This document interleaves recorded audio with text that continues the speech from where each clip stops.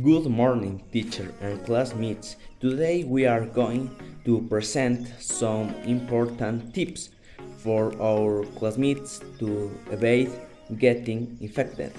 My group is made up of David Cedeño, Kelly Armijos, Gabriela Tulcanasa, and David Woman.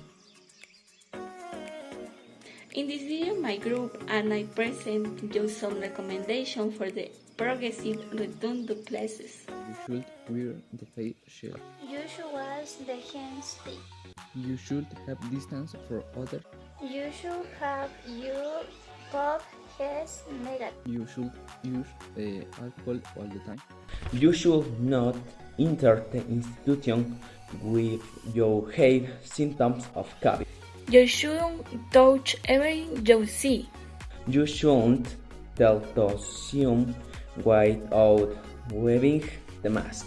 You shouldn't waste alcohol. These were our tips for the return to face-to-face classes so that they maintain good health. Thank you for attention. Have a good day.